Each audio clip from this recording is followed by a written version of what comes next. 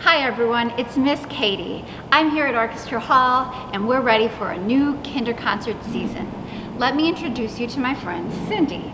Cindy is the new president of Friends of the Minnesota Orchestra. We're so excited to be kicking off the new season, and this year we're going to do it in ways other than in Orchestra Hall. Even though we won't be inside Orchestra Hall, we have exciting new ways to bring kinder concerts to you. Stay tuned for more information, and as always, be in touch with questions. Thanks for your continued support of Friends of the Minnesota Orchestra. Before you go, we want you to hear from Allison, an amazing educator who's thought of some really wonderful ways to bring kinder concerts into her classroom. My name is Allison Van Loon, and I'm the director of Acorn Academy in Ham Lake, Minnesota. I'm one of the teachers that has benefited from your kinder concerts, and I want to tell you my story. I've been taking kids to your kinder concerts since 2015, and I looked it up. The last time I took a group was February 3rd, 2020, which happens to be the very last day that you had a kinder concert in person before everything shut down for COVID. When everything shut down, kids weren't allowed to go on field trips anymore.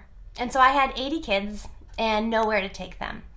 When I saw that you were offering kinder concerts in a box, I jumped on it. I bought several of your school kits, and we are lucky enough to have a music educator on staff.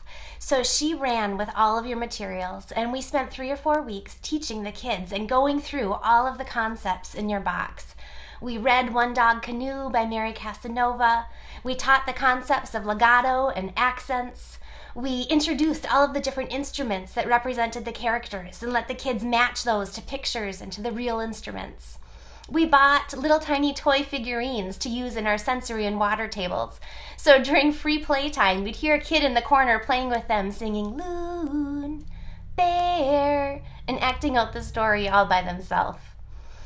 Finally, after these weeks of preparation, we had a virtual field trip in-house where we never left the building. We put the kids in their field trip shirts because they look really cute together, all dressed alike. We had a sound factory room where the kids got to actually touch and play a violin, a guitar, bongo drums, a lap harp, and the loon call from your kinder concerts box. We went to an art room where they got to make loon headbands, and they got to make shaker eggs to use as maracas and instruments to take home. We went to the gym where we had set it up to look like camping, and they could play in tents and play in pretend boats and pretend to go fishing, just like in the book. We also went on our school bus, and there was actually nowhere to go, so we drove around the neighborhood and we went over speed bumps in a parking lot. That was their very favorite thing. When all of those fun things were over, we came back, and we're a church preschool, so we have a sanctuary. We brought all 80 kids into the sanctuary, and we walked around the outside of it in a giant conga line singing, I hop in my canoe, you can come too, grab your paddle, here we come. And then we sat down in our seats, and we reviewed all the instruments and the characters. We practiced being an audience and singing Hades' I Am an Audience song. And then we had painted a giant cardboard box red to use as a canoe big enough to fit 8 kids. So we had 8 kids come up, and they all held a stuffed animal representing a character, and we retold the story. And then it was time for the main event. We put Katie and the orchestra up on the big screen, and it was amazing. The whole room fell absolutely silent, and the kids were enraptured as they got to finally hear and see the story they were so familiar with being told with an ensemble in the background. It was amazing, and it was worth all the preparation that we had done. But the really cool thing is actually what happened afterwards.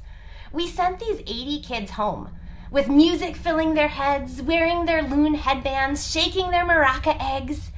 And they went home and they proved to their parents that 3 to 5-year-olds are not too young for classical music experiences. They told their parents that they loved being an audience. They loved learning about music and experiencing it. And you know, this is the next generation. They are going to grow up to become musicians and educators and patrons of the arts themselves. What you are doing with your kinder concerts is you are planting the seed of a love for music that we all know can enrich and transform lives. Thank you so much for what you are doing.